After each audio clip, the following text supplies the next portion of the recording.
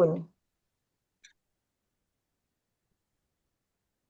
En palabras de Zaffaroni, el derecho penal es la carta de navegación del poder punitivo. Sin él, ese poder sería puro autoritarismo. Estimada docente, buenas noches. Nuestro grupo va a exponer bases y principios del derecho penal. Está conformado por Obregón Cáceres Carla Rosemary, Olazábal Porras María Alejandra, Pajuelo Quispe Mercedes Rosario, Poblet Tello Eulalia, Poma Inquilla Mayra Ariana, Rivera Torres Ada Reina, Rodríguez Celi, Astri Milady y quien le habla Nolele Kernaque Marta Iliana.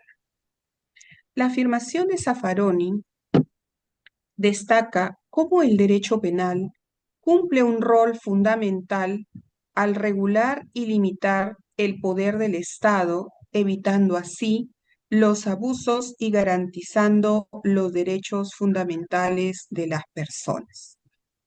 El derecho penal se estructura sobre principios esenciales como la legalidad, el debido proceso, la culpabilidad y la proporcionalidad.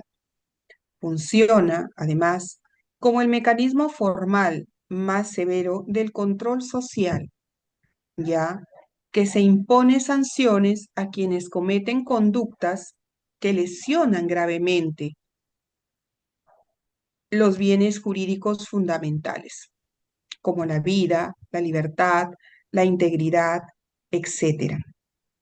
Desde la perspectiva sociológica, como lo afirman Luis Reboredo y Nino, al integrarse en la sociedad, el ser humano acepta someterse a normas que limitan su conducta a favor del bienestar colectivo.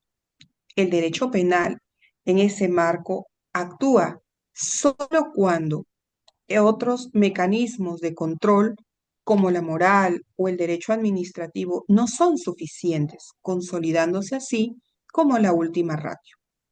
En cuanto a la pena, se busca que esta sea como una respuesta no solamente al delito, sino como un sentido racional y humano.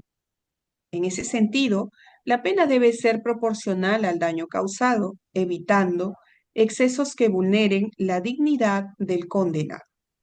Además, el sistema moderno no solamente se limita a castigar, sino se orienta a la reinserción social del infractor. Este enfoque busca que la persona condenada pueda reingresar a la sociedad como un sujeto de derecho, promoviendo así la prevención futura del delito y fortaleciendo la cohesión social.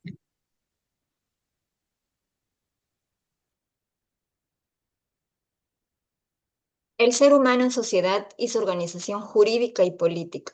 El ser humano como integrante de una sociedad está inserto en una estructura jurídica y política que regula su comportamiento y establece límites necesarios para una convivencia armónica.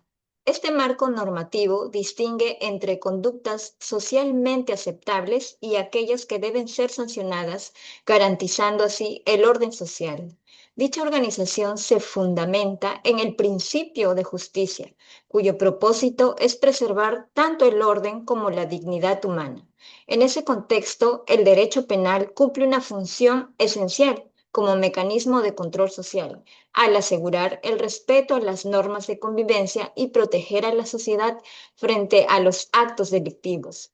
Partiendo de esta función protectora y garantista, corresponde abordar el sentido de la pena. El sentido de la pena se entiende como una sanción jurídica que consiste en la privación de un bien jurídico impuesta por una autoridad competente tras un debido proceso a quien se ha declarado responsable de una infracción. Su razón de ser está en su función de control social, ya que ayuda a mantener el orden jurídico necesario para la convivencia pacífica dentro de la sociedad. De este modo se presentan las principales teorías que han fundamentado el pensamiento penal. Siguiente, compañera. las teorías absolutas. Esta teoría sostiene que la pena debe imponerse exclusivamente como retribución por el mal causado, sin importar si cumple una función adicional para prevenir el delito o rehabilitar al infractor.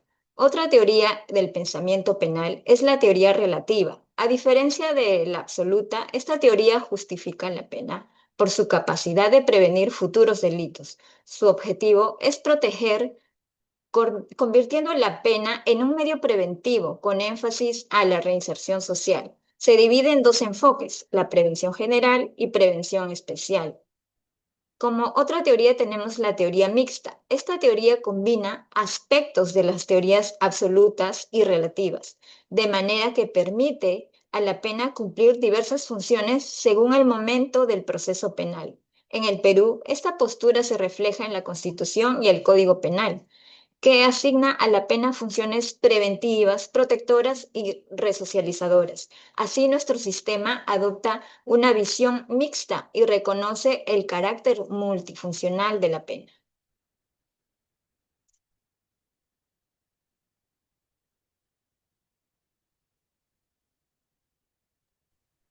Bueno, pasamos a profundizar el control social. ¿Qué es el control social?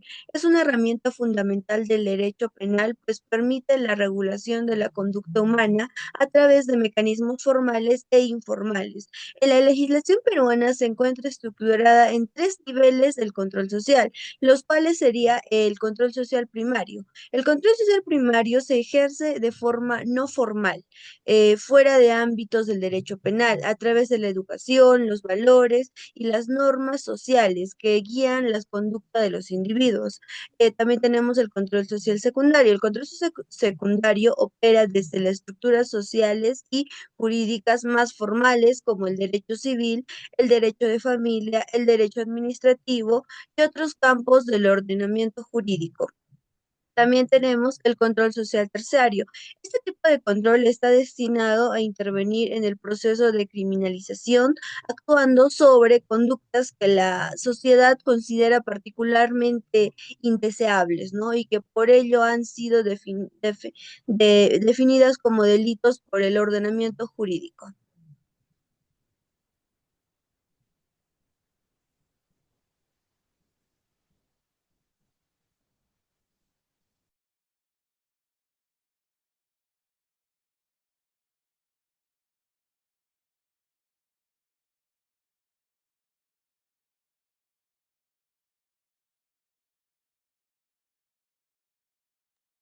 Principios fundamentales del derecho penal. Los principios fundamentales del derecho penal se refieren a los conceptos básicos y esenciales que sustentan y orientan la estructura del derecho penal. Estos principios son las ideas clave que guían la interpretación y aplicación de las normas penales y asegurando su coherencia, justicia y respeto a derechos fundamentales. Entre ellos tenemos también los carácter fragmentario del derecho penal, principio de necesidad o mínima intervención, el principio de humanidad de las penas, principio de proporcionalidad de las sanciones, principio de responsabilidad penal, principio de legalidad y la pena. Gracias. Siguiente, compañera.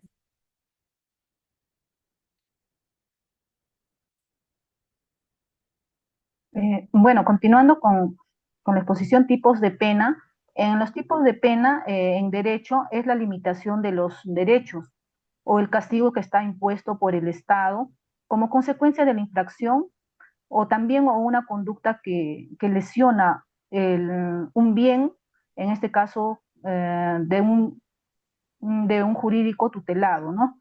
Dentro de ello podemos mencionar la pena privativa de la libertad, la pena restrictiva de la libertad, la pena de limitaciones de derecho y dentro de ello también el tema de la multa. Siguiente, compañera. Hablando de la organización de los órganos jurisdiccionales legales, en el Perú el Poder Judicial tiene una función de ejercicio en la cual la potestad jurisdiccional o potestad administrativa de la justicia, como la prescribe en la actual Constitución. Dentro de ellos tenemos fijar las políticas generales, aprobar los planes de desarrollo en la institución, así como también asignar los recursos necesarios pues, para alcanzar los objetivos de la institución, proyectar el comportamiento futuro de la organización, dictar normas y reglamentos para la administración del propio Poder Judicial, mantener relaciones institucionales con los otros poderes y organismos jurídicos, establecer mecanismos de comunicación interno y externo, y por último designar pues las autoridades judiciales competentes, ¿no?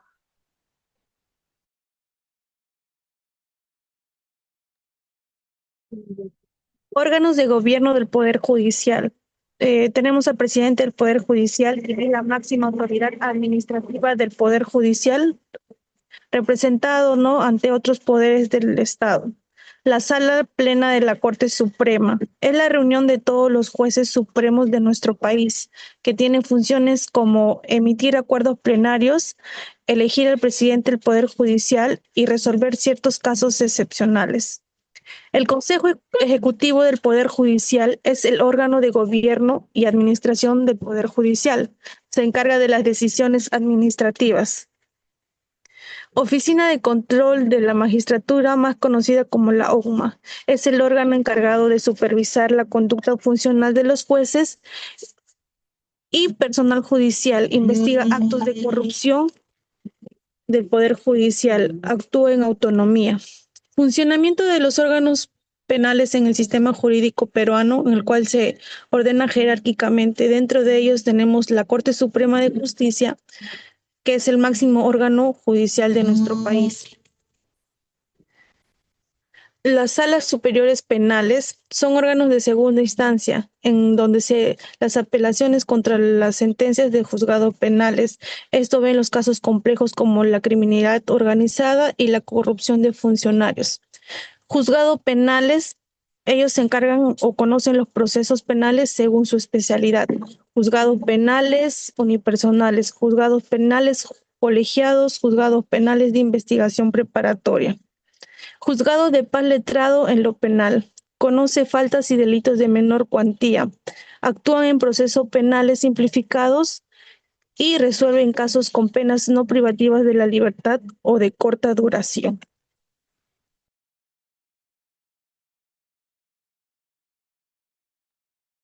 Procedimiento penal. Tiene 3 etapas. La primera, de investigación preparatoria, en la que es el fiscal el que va a dirigir la investigación, solicita las medidas coercitivas y reúne los medios de prueba. Se divide a su vez en investigación preliminar e investigación preparatoria. En la investigación preliminar es el fiscal que en un plazo de 20 días realiza las diligencias para determinar si existe fundamento para iniciar una investigación formal. Mientras que en la investigación preparatoria, si es que se han encontrado indicios razonables, se inicia esta etapa recién para reunir los elementos de convicción, tanto de cargo como de descargo, que permitan al fiscal decidir si formula o no la acusación.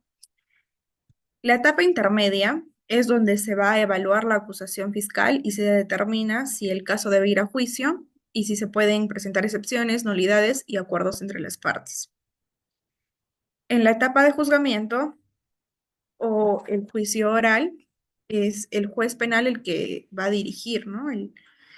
La sesión decide la culpabilidad o inocencia del imputado y bueno, es la etapa donde se presentan las pruebas y se emite una sentencia.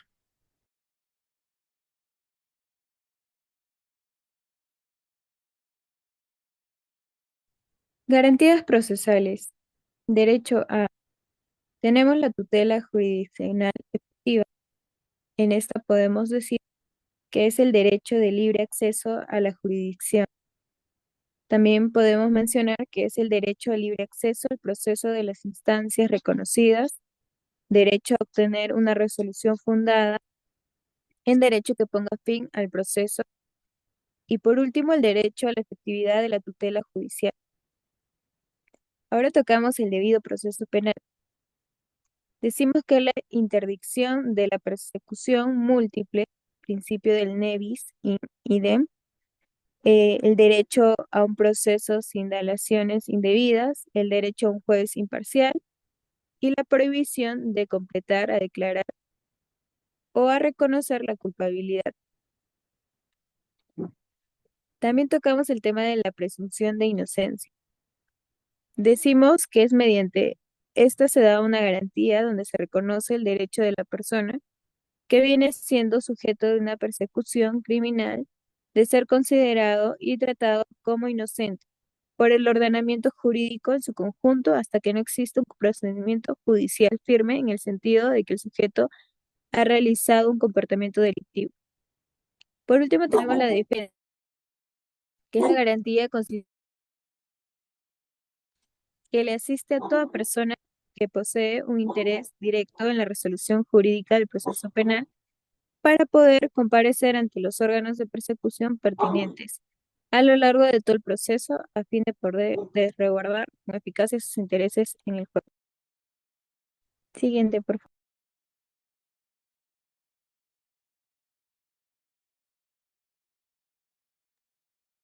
Bueno, tocamos lo que son las conclusiones y las recomendaciones.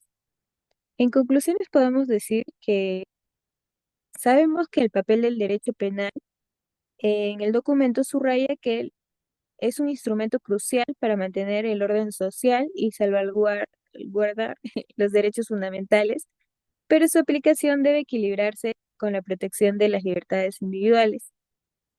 Asimismo, podemos decir que estos son los fines de la pena que resultan los múltiples propósitos que incluyen la retribución por el delito cometido, la disuasión de futuras infracciones y la rehabilitación del delincuente, lo que muestra la complejidad del sistema penal.